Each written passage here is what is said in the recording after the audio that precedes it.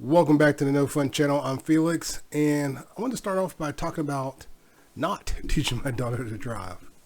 Uh, we went up to the DMV a couple weeks ago, and she was doing good. We went up there on a Saturday when they were closed, and she was practicing. She was doing good. So, okay, I'm going to treat you like the instructor. So I'm telling her where to go. I'm pointing out, go out over here, and she goes to turn right. I'm like, why are you turning for? I said, to go out over here. And she kind of starts to lose it. Uh, I'm just like, whoa, relax. I'm just treating you like if I was the instructor, telling you where to go and what to do.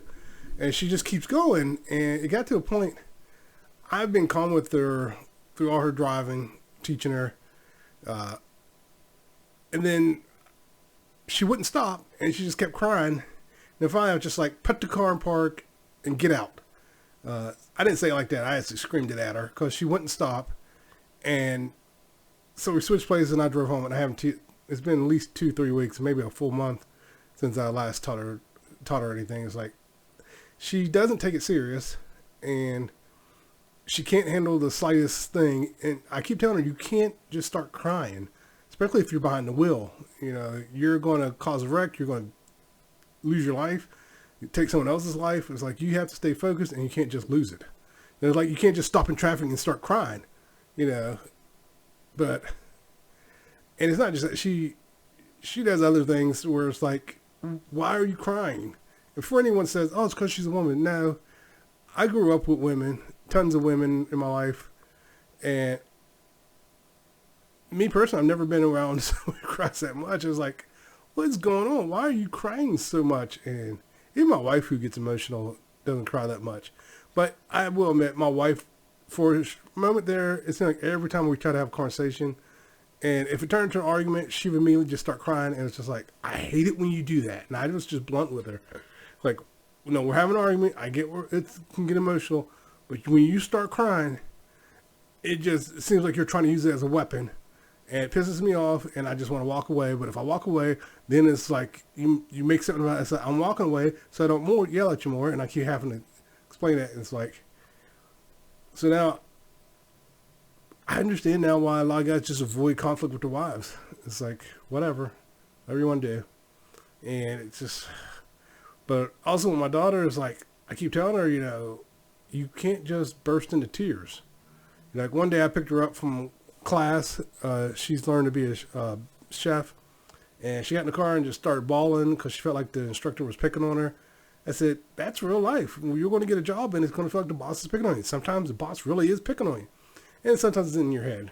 Like I worked with a girl and it was in her head. She was a sweet girl, but it was in her head. Yeah, I remember, and it was just in her head. And there are times where I will see a boss pick on someone and I was like, that's not right. And I've had bosses pick on me. For whatever reason, bosses sometimes will pick out a target and just go in on them. And sometimes the boss will be like, ooh, I picked the wrong target. This one might follow me home. Which has happened in real life. But yeah, I lost all patience with her. I've been teaching her to drive for maybe a couple months now. And I constantly have to stay on top of her. Like, come on, we got to go practice. We got to go practice. And I've told her multiple times, you need your driver's license. When she was in high school, she refused to sign up for driver's ed and went and did other stuff. And now she's out of school and she realizes, oh crap, I need a driver's license. I said, even if you don't ever get a car, I've been telling her this, you need a driver's license. It's going to be invaluable. And she just wouldn't listen. And now she's paying the price for it. And it's getting to the point, we're tired of chauffeuring her around. And her friends are going to get tired of chauffeuring. I mean, she has one friend who clearly needs to get out more. But yeah, people don't like chauffeuring other people around all the time. It gets old. It gets old real quick. My dad, when he lost his license for a while, I hated chauffeuring him around. I did it in the beginning because, it's my dad. But then I realized one day, like, I'm an adult. I don't have to chauffeur his ass around. And I pretty much stopped doing it. And, yeah, don't expect people to chauffeur you around. It's messed up on your part. And if you can't drive for whatever reason, that's on you. Now, if it's a medical condition, that's one thing. But if it's because you lost your license doing something stupid or you just never went and got it, that's on you. You need to figure that out, not me. Figure out the bus schedules. In this day and age, get an Uber. Yeah, so, yeah. Don't rely on others to chauffeur you around. But yeah, it was just I couldn't believe how mad I got. I was just like, I think I was just tired of her not taking it serious. Is what it felt like. She just was not taking it serious, and I just wish she. I thought she understood that she needs to get her license, but after that, it's like I'm not sure. uh, but on a more positive note, I finally made it back to the gym. I went to the gym. Was this past Monday? See, yeah, this past Monday I went to the gym and I managed to do 40 minutes. But I went Thursday. I was going to go Wednesday, but I ended up going Thursday. Did 30 minutes. I think Monday was a fluke. But my hips were hurting both days, and I know I haven't been that active, but I also used to do a lot of leg workouts. So I think not doing the leg workouts is causing my hips to hurt. I'm not doing weights just yet. I'll get back into it. But right now I'm just working out, doing a treadmill. I used to do 2.5, but now I can only do 2. Yeah, I tried to do 2.3. I couldn't even do that. So I got to build my cardio back up and build my speed back up. I can still do incline 5 though. So I originally, when I started doing treadmill before, when I was lifting weight, I would do incline 3. Now I'm at least up to 5. My goal is to get up to, by the end of the year, be up to at least 7 or 8, incline 8. But yeah, I'm just going to take it nice and easy. So much stuff has happened this year. It's just like I got off a bunch of medication and found out a lot of medication makes you gain weight, makes it harder to lose weight. So it's like, but then I also had excess fluid. And I realized that's why I was able to push so hard, the excess fluid. Because I would sweat out the excess fluid. But then when I went back to the gym in October, I pushed myself. I only did the treadmill. I pushed myself and I sweated out the let me start over. When I went back to the gym in October after getting on the right medication, I didn't have excess fluid, but I pushed myself like I normally do, and I paid the price for it. Wound up in the hospital a couple days later from pre-acute kidney failure, or I was pre-acute kidney failure, and I was close basically, and I'm recovering from that still for the most part. And I was dehydrated and my sodium level tapped out. It was just bad. And I wound up with the muscle cramp from hell, which knocked me unconscious. What's weird about the muscle cramp now, I don't remember the pain anymore. I think I just blocked it out. It was so bad. I remember the pain hitting and it was just, but yeah, it was just bad. But yeah, I'm trying to get back in working all the time. I was supposed to go today, but didn't make it. But that's okay. I at least made it 2 times this week. Next week, I'll try to get 3 days in and just keep going. And I am trying to get better with my diet. I have cut back a lot on how I eat. I don't eat as much, but I still need to cut back more. I know that for a fact. I got one of those coaches now for, what's the name of it? I can't even think of the app. But I got a coach on this app. It's free. I think you guys might want to check out your insurance. Because a lot of insurance offer now stuff to help you lose weight if you're worried about that. And mine was part of my insurance. And the coach trying to get me to do a food journal and stuff like that. I can't do a food journal. I've tried multiple times. I was honest with her. I tried multiple times. I've done digital. I've done handwritten. I've done them at the same time. And it's just, I forget to write it down. I forget to make note of it. I just can't do a journal or food diary or whatever you want to call it. It's hard. At least I know I can't do it and not pretend like I do one like a lot of people do. Like especially on 600 pounds, they're supposed to keep a diary or a journal and they say they are. It's like, you're not being honest. Because if you really were keeping a journal and keeping track of what you would know, you're overeating. And it's obvious you're overeating. You gained weight. I'm doing the diet. No, you didn't. You didn't do the diet. And you're clearly not doing the exercises either. I don't understand people who go on the 600 pound and just lie. It's like, why did you even bother?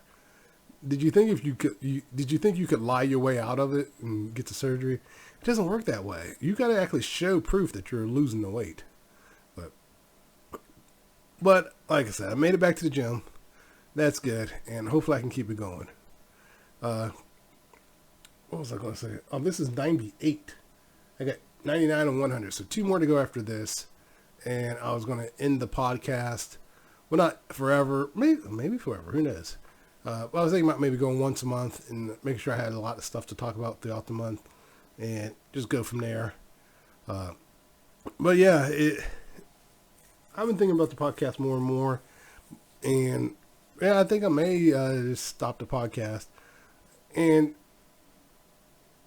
like I said, maybe do it once a month. I might do that. I might just do once a month. Pick a date in the month and post it at that time of the month. And just go from there. But yeah, I'm still thinking about learning Moho. I still haven't followed through on that yet. But I'm so all over the place right now. And I'm still tired, actually, from where I wound up in the ER. Actually, I haven't, my energy hasn't recovered at all. Not really. So I'm pushing myself to do stuff, which is not easy. Like even this podcast, this episode, I didn't have that many things written down.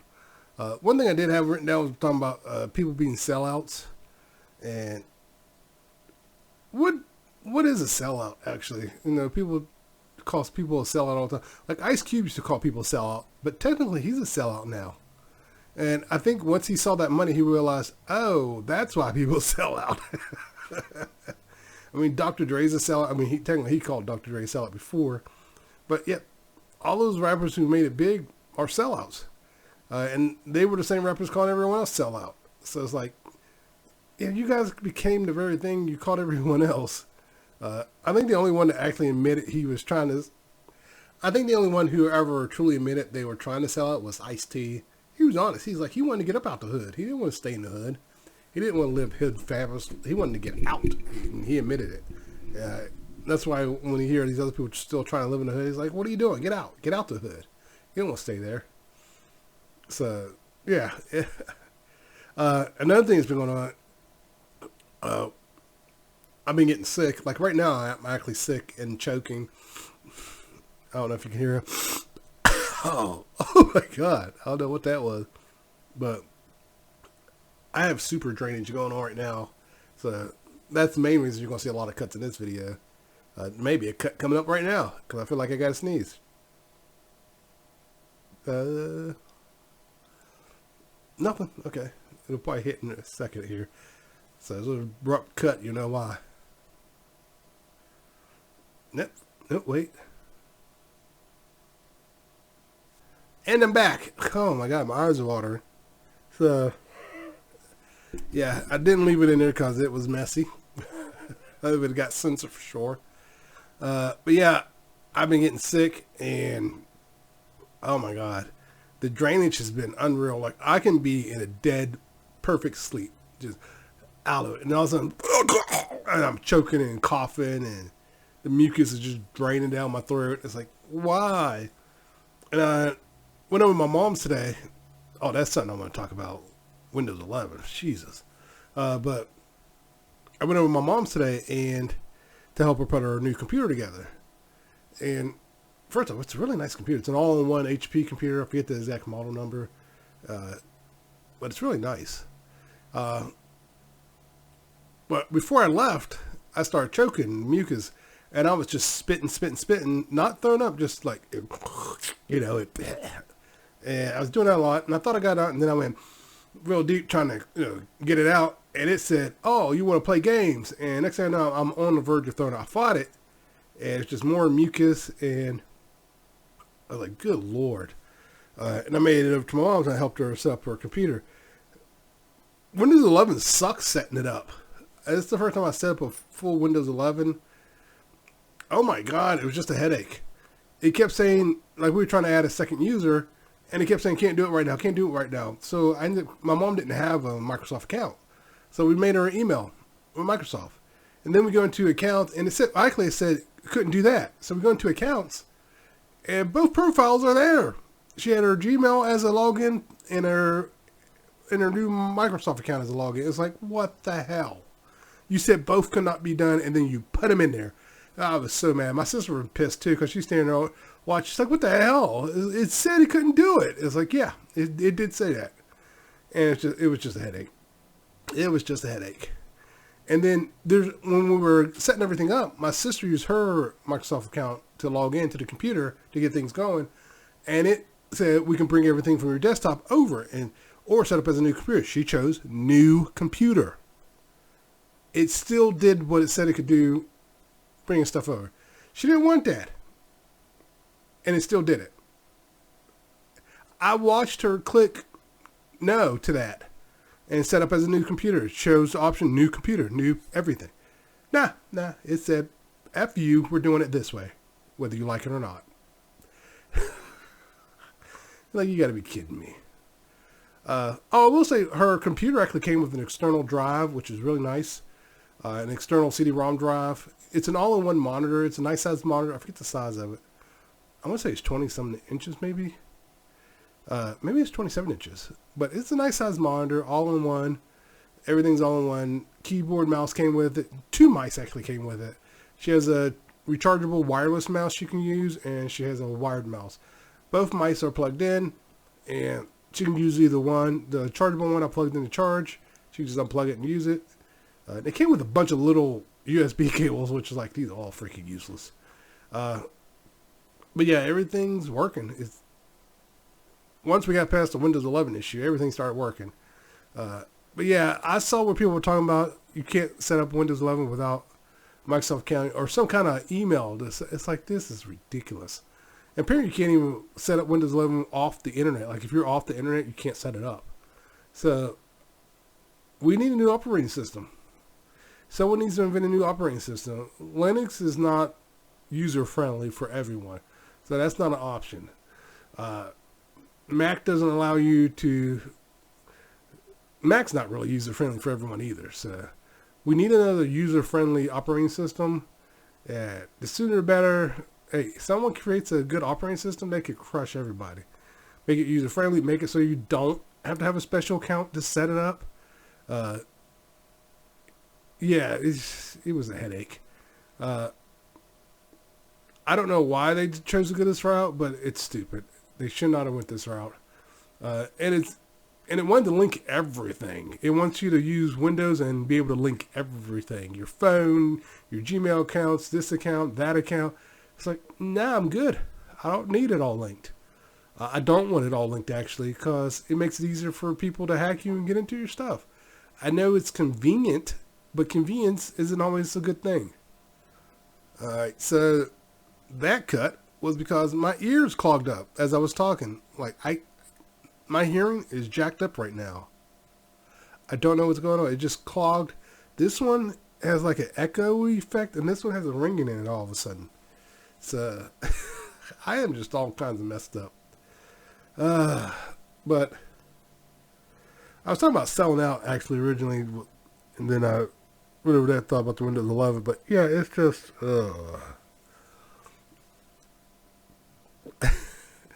oh, my wife, a while back I traded my car in so my wife could get a new car because her old car was worth nothing.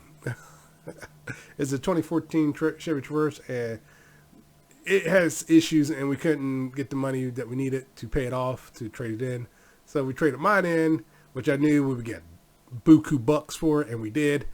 And she got her a nice car. The problem is my wife can't drive it.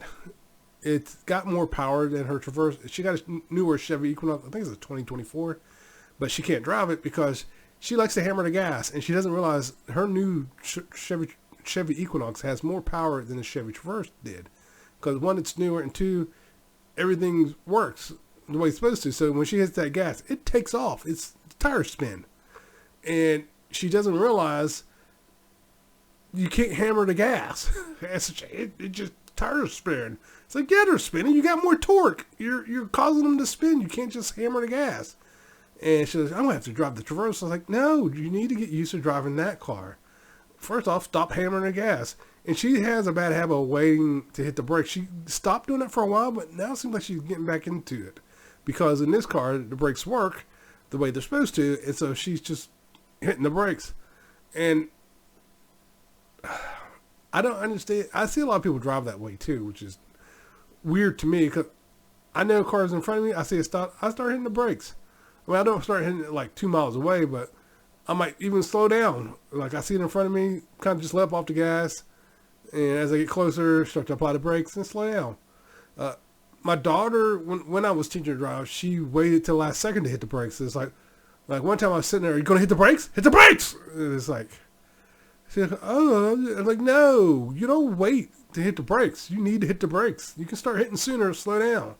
Don't wait till you're up on it and then hit the brakes. That's not the way to do it.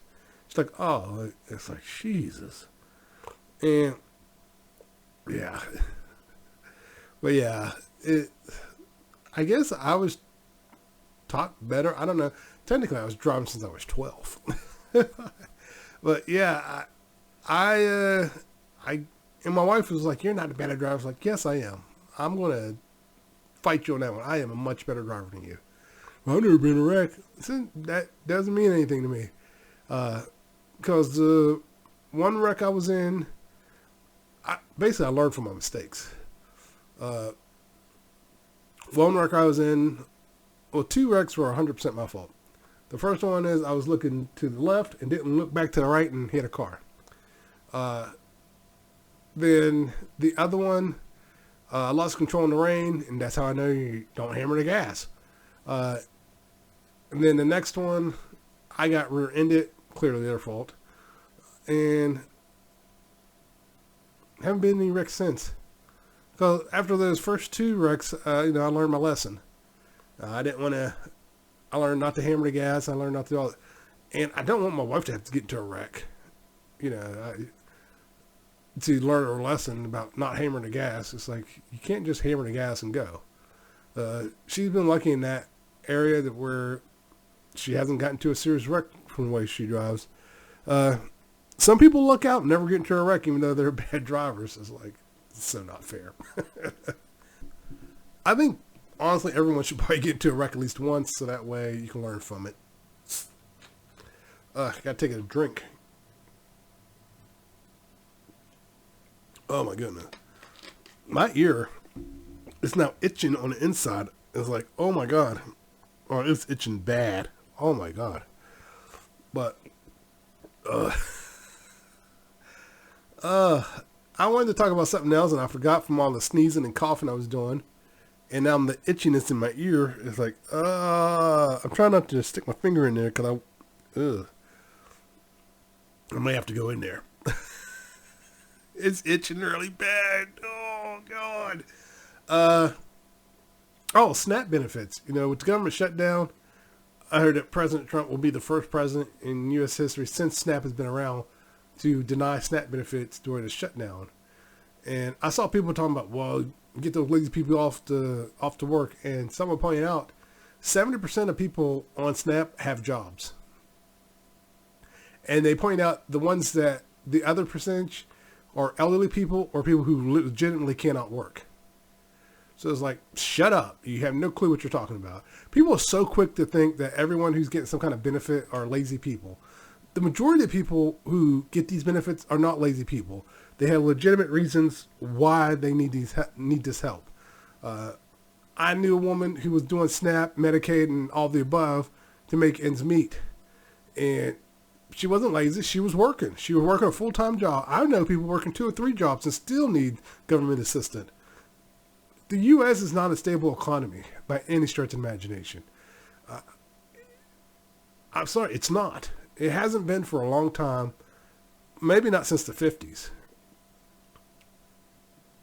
Government greed and corporate greed will be the death of this country. I once heard someone say political correctness will be the death of the country. No, it's greed. Greed will be the death of this country. People are so quick to try and line their pockets instead of doing the right thing. There's really no reason to have trillionaires or billionaires. There really isn't. It's just greed. Don't get me wrong. If someone gave me $1 trillion, yes, I'm taking it. But I'm probably going to do stuff with it. And honestly, I'd probably do stuff to help the world. I honestly would. I'd probably try to figure out ways to help the world. But yeah, when I see this stuff, how much these people have, and then they have the nerve to talk about, you just got to pull yourself up out of bootstraps. And it's like, then you read how they actually got their money. It's like, you're not self-made. Shut up. They try to make it seem like they're self-made. It's like, you're not self-made. You came from rich parents. Your rich parents gave you a couple mil to get your business started. Okay, I'm back. Sorry for the abruptness there. As I was talking, I started choking, and I forgot what I was talking about. I was talking about the self-made there. I can't even remember how I got into self-made. Oh, SNAP benefits. But I was saying these people were talking about their self-made, but then you discover their parents gave them like $1 million deal. You gave them connections, helped them out all the way through the startup of the business to make sure it didn't fail. Yeah, you're not self-made. You had help. And there's nothing wrong with having help. But the problem is you try to come off as though you're self-made, and you're not. And stop lying. You know, there's nothing wrong with getting help. Majority of all people who are successful in business had help. And there's nothing wrong with that. If I had the connections, let me tell you, I would use them. And I wouldn't go around saying I was self-made. I'd be like, no, I had help. I would admit it. But yeah, so many people go around saying, I did it all by myself with no help. Nah, that's a lie. And that's why I'm sick of these self-help people who tell you, you just got to get up and do it. Get up and do it. It's like, you're leaving out the part where you had millions to play with. Majority of these people don't have millions to play. Oh my God, my ear. Oh. It just went into overdrive and itching. Oh, something just touched my foot. Oh, it was a cord. Oh my God. I'll leave that cough in there. So you know I'm not faking.